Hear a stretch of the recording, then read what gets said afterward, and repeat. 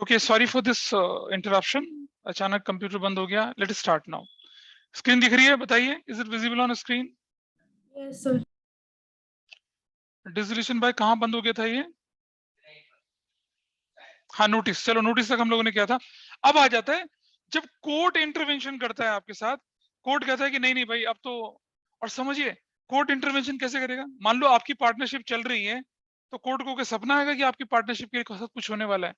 नहीं। when any of the partner is going to approach to the court, then only court is going to take any intervention या कोई action तभी लेगा, आपके बोलने पे लेगा। अदरवाइज कोर्ट के पास और क्या? हमारे देश में करोड़ों केस पेंडिंग रहते हैं, कोर्ट के पास इतना टाइम नहीं होता है कि वो क्या करें। आपकी पार्टनरशिप हमका क्या ले नोटिस में लेके आए। तो देखिए जरा समझना, डिसोल्यूशन बाय कोर्ट सेक्शन 44 है, बहुत इंपॉर्टेंट यहाँ पर ये। प्लीज जरा थोड़ा सा बंद रखेंगे इसको। At the suit of a partner, understand, सबसे इंपॉर्टेंट टर्म लिखी हुई है। अगर कोई पार्टनर मुकदमा दर्ज करता है तब, अदरवाइज नॉट। द कोर्ट में order a partnership firm to dissolve on the following grounds when a partner became insane. Partner क्या हो जाए? पगलैट हो जाए, आउट ऑफ माइंड हो जाए, इनसेन हो जाए। ठीक है, तुम्हें थोड़ी देखा मैंने। अच्छा, नो पर्सनल कमेंट।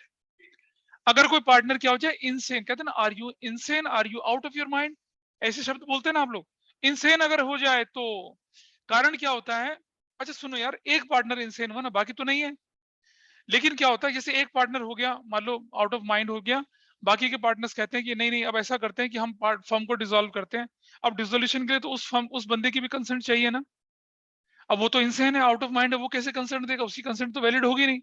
तो ऐसे में पार्टनर कोर्ट जाते हैं और बताते हैं कि भैया ये हो गया आउट ऑफ माइंड, हम चाहते हैं पार्टनरशिप बंद करना, इसकी हमें परमिशन चाहिए। अब कैसे करें? कोर्ट कहता है तथास्तु, जाओ डिसॉल्व करो। If you prove into the court.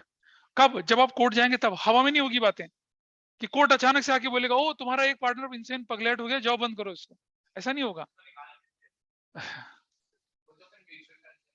Mutual consent से निकाल भी नहीं सकते हो ना, क्योंकि उसके उसके साइन भी तो चाहिए होते हैं। हाँ, सब कुछ कोर्ट में ही होगा। When a partner becomes permanently incapable of performing his duties as a partner, मान लो क्या हुआ कि कोई पार्टनर सब्जी मंडी में सब्जी खरीदने जा रहा था, अचानक एक बड़े से सांडे से टक्कर मार दी, वो कोमा में चला गया। देखा ना, साउथ इंडियन फिल्मों में होता है, कोमा में चला गया। अब वो ऐसा ऐसे पड़ा हुआ है, निस्तब्ध है, निष्प्राण है, न साइन कर सकता, न देख सकता है। भाई पार्टनरशिप का कॉन्ट्रैक्ट लेना है, कतरीना कैफ को मॉडल बनाना है, ब्रांड एम्बेसडर बनाना है, क्या करेंगे? ऐसे में तो बिजनेस एक्टिविटीज हैम्पर होंगी ना आप लोगों की, कैसे करोगे फिर काम आप? तो you have to go to the court, और कोर्ट को बताना है कि भैया ये हैं मृत्यु शैया पे बैठे हुए, इनकी जगह हमें क्या बदलना है, और बिना इसकी परमिशन के काम हो नहीं सकता। तो कोर्ट कहता है तथास्तु, जाओ बंद कर लो फॉर्म। भाई इसका मतलब होगा, जाओ का मतलब ये हुआ कि आप जाइए और अपनी पार्टनरशिप फर्म को with the order of court क्या कर डिसॉल्व करिए। ठीक है, ऐसा करके। हाँ, रिकॉर्डिंग चले, क्या दिक्कत है? When a partner is guilty of misconduct which is likely to adversely affect business। अब जैसे क्या होता है, कुछ पार्टनर जो होते हैं चालू टाइप के, श्रूट टाइप के, दबंग टाइप के होते हैं। ठीक है, मान लिया जाए शाश्वत का बिजनेस चल रहा है गांधीनगर में, गांधीनगर में बिजनेस चल रहा है और बाकी बारे सारे पार्टनर्स के साथ। ठीक है, और शाश्वत शाश्वत है दबंग पार्टनर, ये क्या करता है, अपनी वाइफ के साथ करोल बाग में भी बिजनेस चला रहा है, करोल बाग में बिजनेस चला रहा है। ठीक है, अब क्या हुआ कि करोल बाग में भी गारमेंट का बिजनेस है, जो डिजाइन गांधीनगर के वही डिजाइन करोल बाग में चिपकाए जा रहे हैं दुनिया को। ठीक है, बाकी पार्टनर ऑब्जेक्शन करते हैं, शाश्वत क्या करता है, सबको खोपचे में ले धोता अच्छे से। मैं बताता हूँ तुम्हें। और लोग कहते हैं कि नहीं तू पार्टनरशिप हट जा, कहता नहीं हटता मैं, नहीं हटूंगा मैं, तो जो करना है कर लो। ऐसे में बेचारे एग्रीव पार्टनर कहाँ जाएंगे? कोर्ट की शरण है, तुम्हें माता पिता, तुम्हें बचा लो हमें इससे। और प्रूव कर देते हैं कोर्ट के सामने, रिकॉर्डिंग लगाते हैं, उनकी कमर पे पड़े हुए घाव दिखाते हैं, डंडों के निशान दिखाते हैं कि देखो हमें इतना टॉर्चर करता है। ये तो मैं फनी पार्ट लेके चल रहा हूँ। But if any partner is found guilty of misconduct, और दबंग टाइप का कहता है कि मैं तो नहीं छोड़ रहा पार्टनरशिप। तुम सोचो ना, किसी को निकालने के लिए उसकी कंसेंट भी तो चाहिए। वो कहता है मैं तो नहीं हट रहा, मैं तो नहीं जा रहा। तो क्या कर लोगे तुम? Then you have to go to court. Otherwise otherwise किसी के जाने के बाद तो रिकॉन्स्टिट्यूशन ही होगा। लेकिन वो जाने को तैयार नहीं। हमने बोला ना कि at the suit of a partner, partner अगर कोर्ट में मुकदमा डाले कि क्या ये दूसरा पार्टनर जो है गिल्टी ऑफ मिसकंडक्ट है और प्रूव करवा दे, तब क्या होगा? इंटरवेंशन ऑफ कोर्ट से होगा। When a partner persistently commits breach of partnership agreement, bar bar partnership agreement तोड़ता है, हम समझाते भैया मत कर, it is not in the interest of the firm. कहते जो करना है कर लो, हम तो यही करेंगे। क्या करोगे तुम बताओ अब? हमने कहा पार्टनरशिप बंद करते हैं, कहते क्यों बंद करूं मैं, मेरा तो फायदा हो रहा है, तुम्हारा नुकसान है तो मैं क्या करूं? नहीं करता बंद हो। ऐसे केस में क्या होगा, वन पार्टनर और all the partners will go to the court, seek the intervention of court, और फिर बिजनेस को बंद करेंगे। तो क्या बोला आप लोगों ने यहाँ पर, ये consistent breach of partnership agreement. When a partner has transferred whole of his interest in the firm to a third party. अब किसी पार्टनर का बेटा जो है वो पार्टनरशिप फर्म के लिए तो थर्ड पार्टी होता है। समझे थर्ड पार्टी किसे कहते हैं? First party partnership firm, second party partners, third party outsiders. ठीक है। अब आपने पढ़ा होगा ना फंडामेंटल में कि पार्टनर, आपने पढ़ा होगा क्या कि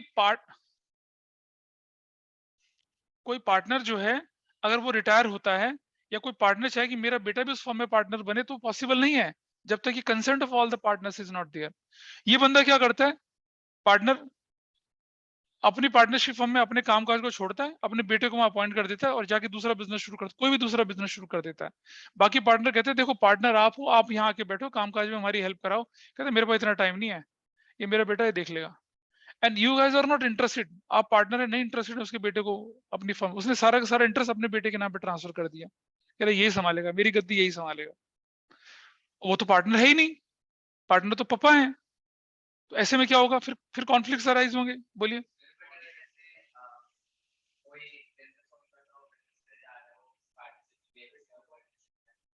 हम बात करेंगे विद रिस्पेक्ट टू पार्टनरशिप, हम बात करेंगे with respect to other business नहीं।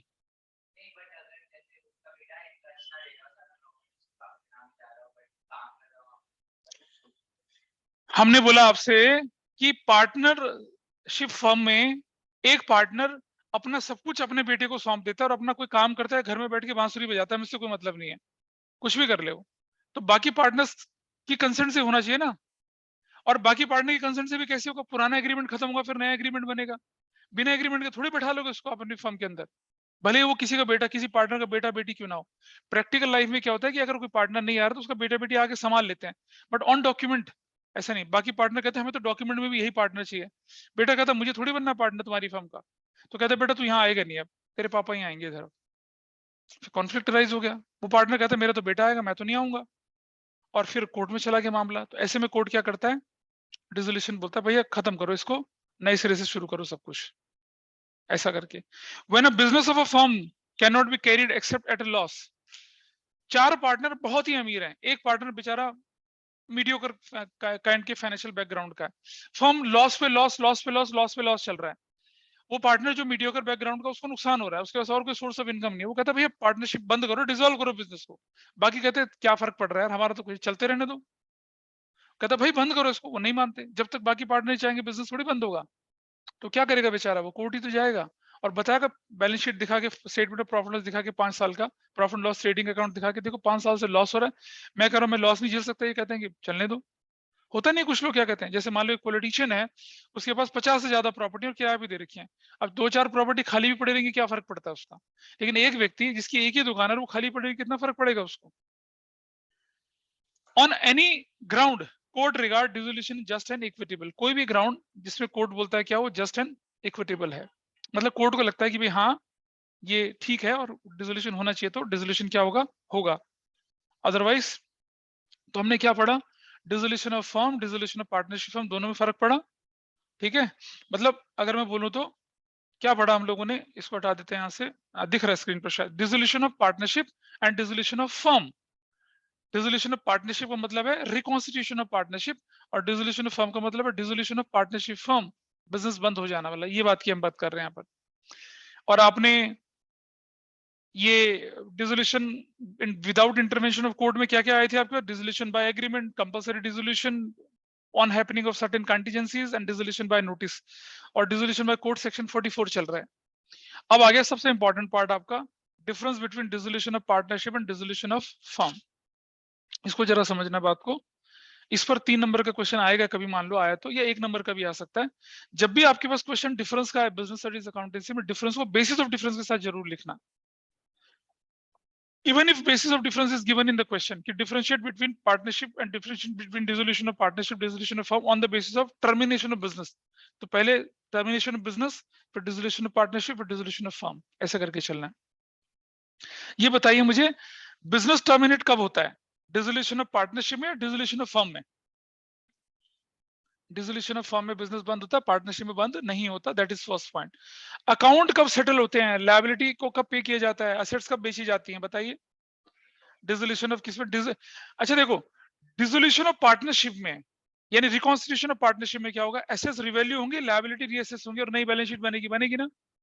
रिकॉन्स्टिट्यूशन में तो यही होता है, रिवैल्यूएशन होता है. लेकिन डिसोल्यूशन ऑफ फर्म में क्या होगा? Assets are realised and liabilities are paid off. No balance sheet is required. Balance sheet नहीं बनती है, वो तो हम बंद कर रहे होते हैं अकाउंट को. हाँ, कोर्ट का इंटरवेंशन रिकॉन्स्टिट्यूशन में कोर्ट का इंटरवेंशन नहीं चाहिए होता है, पढ़ा ना अभी. कोर्ट का इंटरवेंशन कहां चाहिए होता है? जब फर्म डिसॉल्व होती है, पार्टनरशिप डिसॉल्व नहीं होती तब. इकोनॉमिक रिलेशनशिप कब होते हैं खत्म? डिसोल्यूशन ऑफ फर्म में. यहाँ इकोनॉमिक रिलेशनशिप क्या हो जाते हैं? चेंज हो जाते हैं, बदल जाते हैं. रिकॉन्स्टिट्यूशन का मतलब यही तो होता है. क्लोजर ऑफ बुक्स, बुक्स कब क्लोज होती हैं भाई? बुक्स क्लोज होती हैं कहां पर? डिसोल्यूशन ऑफ फर्म में. रिकॉन्स्टिट्यूशन में तो बुक्स देखा ना, आपकी नई बैलेंस शीट बनती है, फिर अगले साल नया ट्रेडिंग प्रॉफिट लॉस, फिर बैलेंस शीट बनती है, ऐसा होता है ना.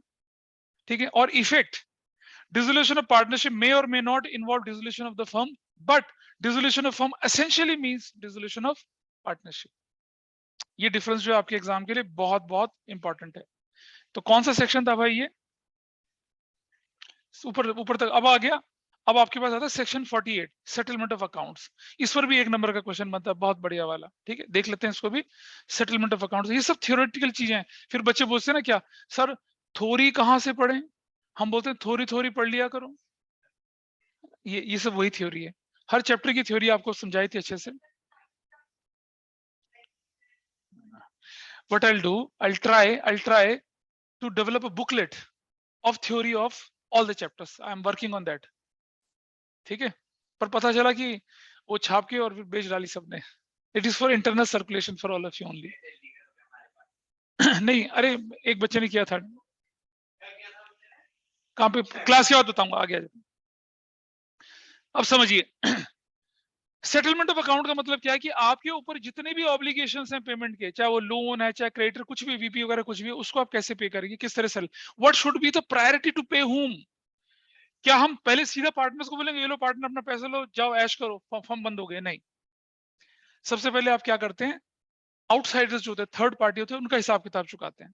होता है ना, पहले बाहर वालों का हिसाब किताब निपटाएं, फिर घर वालों का हिसाब किताब निपटाएंगे. ठीक है. जैसे नागपाल, बहुत देर से आप रसा स्वादन कर रहे हैं पेन का. Sorry, it is going in recording. चलते हैं, देखिए जरा. In case of dissolution of firm ceases to conduct the business and has to settle its accounts. इस पर्पस के लिए dispose of all its assets and satisfy all the claim against it. In the context of it should not be deducted subject to agreement among the partner. Following rule section 48 apply होगा 1932. Number 1, treatment of losses section 48 subsection 1.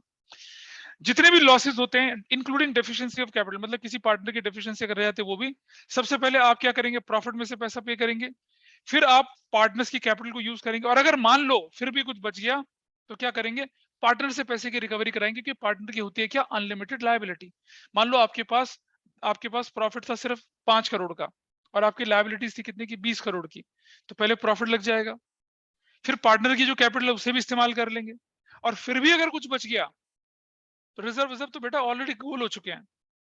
फिर भी अगर कुछ बच गया तो क्या करेंगे? पार्टनर्स की पर्सनल प्रॉपर्टी यूटिलाइज हो जाएगी. लेकिन पार्टनर की पर्सनल प्रॉपर्टी यूटिलाइज करने के भी कुछ नियम है, अभी पढ़ेंगे उनके बारे में. अब ये तो हो गया लायबिलिटी का सेटलमेंट. एसेट्स कैसे बेची जाएंगी? एसेट्स को किस तरह से आप इस्तेमाल करेंगे वो देखिए जरा. Amount realise from sale of assets including sum contributed by partners to make up deficiency of capital shall be applied in the following manner and order. बोल भाई सीट क्या बोल रहा है?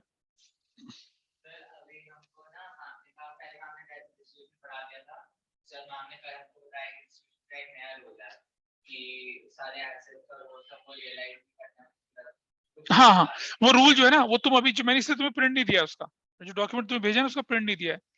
वो ये जो डॉक्यूमेंट भेजा है मैंने, ये भी चेंज डॉक्यूमेंट नहीं है. अगर तुम देखो जरा अपने नोट्स को देखो जरा, ये जो तुम बात कर रहे हो ना कि तुम्हारे टीचर ने बोला था, ये मैंने ऑलरेडी इंक्लूड कर रखा है, but there is need a modification of that. उसको मैं थोड़ा सा मॉडिफाई करूंगा. देखिए ये लिखा हुआ है यहाँ पर, पेज नंबर चलिए 5 में, पेज नंबर 5 में चलिए जरा, और क्या लिखा हुआ है यहाँ पर, case number 3, if there is no direction about some of the assets, for example there are 9 assets, balance sheet में गिवन है, डायरेक्शन ऐसा था, यहाँ लिखा है ना option 1 to be followed in exam, assume that these assets are useless for dissolution, no journal entry will be recorded।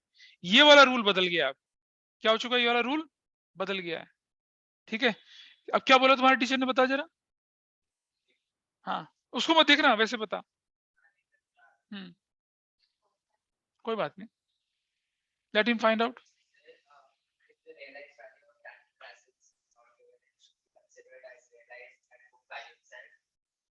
अच्छा, अब ऑप्शन 2 पे आ जा। हाँ, और दूसरा क्या बोला, और अगर, हाँ ठीक है, नीचे आ जाइए, देखो ऑप्शन 2 में लिखा था, if the assets are realised as full value, अगर assume that these assets are realized full value and following entry will be recorded। ये जो है ना ऑप्शन 1 ऑप्शन 2, ये पहले तक था, अब ये ऑप्शन 1 2 ऑप्शन की जगह एक ही ऑप्शन आ गया, इसको मैं मॉडिफाई करूंगा, इसलिए मैंने अभी प्रिंट नहीं दिया आप लोगों को, ठीक है। तो I will give you revise print, इसी की बात आपके टीचर ने करी, वो मैं इसके अंदर इनकॉर्पोरेट कर रहा हूँ। दोबारा आ जाइए उसी जगह पे। Good that you raise this point so that we are aware.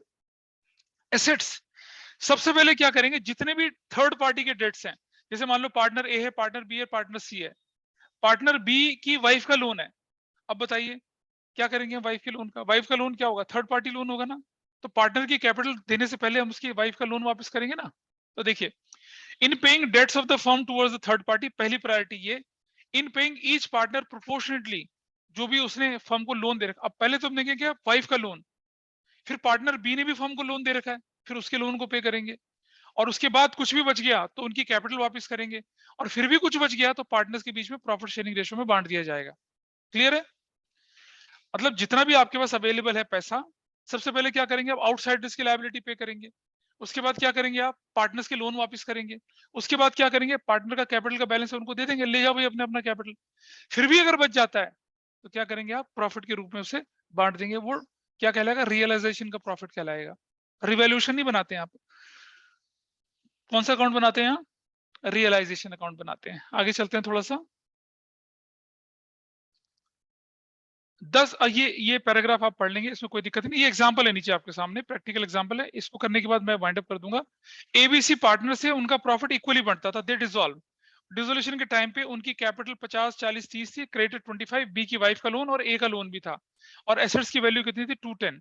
आपसे पूछता है कैसे होगा, फर्स्टली लायबिलिटी थर्ड पार्टी की दी जाएंगी, कितने का, 25,000 का क्या दिया जाएगा, क्रेडिटर, और 35,000 का वाइफ का लोन दिया जाएगा, फिर 30,000 अगेंस्ट एज लोन पे किया जाएगा, और फिर जो बच जाता है रिमेनिंग अमाउंट कितना, 210 में से 25 35 कितना है, ये बैलेंस पार्टनर्स के कैपिटल अकाउंट में डाल दिया जाएगा। तो वो जो हमने ऊपर पढ़ा था उसका एप्लीकेशन हो गया यहाँ पर। और आगे चलते हैं, एग्जाम्पल 2, ए और बी पार्टनर्स थे, 3-2 की रेशियो में चले थे, Mrs A has given a loan of 20,000 to the firm and firm also obtained a loan of ₹10,000 from B. तो मिसेस बी का लोन और बी का लोन भी दोनों दे रखा है। अब बताइए 2010 कंपार्टमेंट में आया था, कैसे सेटलमेंट होगा, कैसे पेमेंट करेंगे, बताइए जरा, आपके सामने दे रखा है। Example 2, what will be the order of payment, पहले तुम वाइफ का लोन पे करोगे, बी का लोन पे करोगे, तो पहली प्रायोरिटी किसकी होगी, दूसरी प्रायोरिटी बी का लोन, बिल्कुल सही। एग्जाम्पल 3 देखें आप, ये रहा एग्जाम्पल नंबर 3, एबीसी पार्टनर्स थे, decided to dissolve firm, C demanded that his loan 50,000 to be paid before the payment of creditor. क्या सही बोल रहा है वो, ना, ठीक है। सेक्शन कौन सा लगता है यहाँ पर, 48, वो कहता है क्या, सबसे पहले किसे देना है हम लोगों ने, क्रेडिटर को पे करना है, बाकी बच जाएगा वो सी के लोन की तरफ देंगे हम लोग, बाकी देंगे उसके सी के लोन, करेक्ट। एग्जाम्पल 4 देखिए, X, Y and Z were partners sharing losses equally. They decided to dissolve. X, Z demanded his loan 15,000 to be paid before the payment of capital of partners. ठीक बोल रहा है, गलत बोल रहा है, बिल्कुल ठीक बोल रहा है, कैपिटल से पहले तो दिया जा सकता है ना, थर्ड पार्टी लायबिलिटी से पहले थोड़ी दिया जा सकता है। अब एक और पार्ट आता है छोटा सा, फर्म के डेट वर्सेस पार्टनर्स के डेट। हमने बोला कि अगर फर्म के पास इतना पैसा नहीं था कि फर्म की लायबिलिटी पे करे, तो हम पार्टनर्स की पर्सनल प्रॉपर्टी भी यूटिलाइज कर सकते हैं, लेकिन इसमें एक क्लॉज फंसता है, वो समझिए क्या होता है, जरा आगे बात करते हैं जरा यहाँ पर। अगर कोई पार्टनर है और फर्म की लायबिलिटी भी है और पार्टनर्स की लायबिलिटी, पार्टनर्स की इंडिविजुअल भी तो लायबिलिटी हो सकती है ना, मान लिया जाए पार्टनर ए है पार्टनर बी है और पार्टनर सी है। पार्टनर ए का लोन जो है वो 2 करोड़ का है, इसका 3 करोड़ का है, इसका 1 करोड़ का लोन है, करेक्ट। और फर्म के जो डेट है, फर्म के जो डेट है वो जो है मान लो 5 करोड़ के फर्म के डेट है। फर्म के डेट कितने? 5 करोड़ के। जस्ट वेट, फर्म के डेट कितने के हैं? 5 करोड़ रुपए के हैं, ठीक है। तो पहले क्या होगा, पहले ये अपना अपना अपना चुकाएंगे, फिर जो बचेगा उसको कहां कंट्रीब्यूट करेंगे हम? फर्म के डेट की तरफ करेंगे। ये रूल है। ये नहीं कि पार्टनर के अपने डेट तो किनारे कर दो, पहले फर्म का उधारी वसूलो, नहीं। तो फर्म के डेट या पार्टनर्स के डेट, ये क्लॉज यहां पर आते हैं, उसको जरा देख लेते हैं क्या कहते हैं। अपना नोट्स को देखिए एक बार, पेज नंबर 2 पे है ये, page number 2। Where both debts of the firm and private debts of a partner coexist, following rules section 49 चलेगा आपका। Property of the firm shall be applied first payment of debt of the firm। Surplus अगर कुछ बच गया तो हम क्या करेंगे, उसको पार्टनर्स में बांट देंगे, और पार्टनर चाहे तो उसे कैसे भी यूज कर लें, चाहे तो अपने पर्सनल डेट चुकाएं, चाहे कुछ और कर लें। तो ये लिखा हुआ है, which can be utilise to payment for their private liabilities. चाहे वो प्राइवेट लायबिलिटी चुकाएं, चाहे कुछ भी कर लें। भाई जब हमारे पास सरप्लस बच गया तो पार्टनर्स को बांटना है हमें। लेकिन private property of any partner shall be applied first in payment of private dates.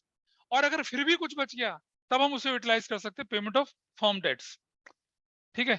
लेकिन अगर in case firms liability exceed firms assets, it may be noted that private property partner does not include personal property of his wife and children। पता चला बच्चों के पैसे, बच्चों का भी हिसाब किताब, उनकी गुल्लक गुल्लक फोड़ के भी पैसे क्या करवा रहे हैं आप?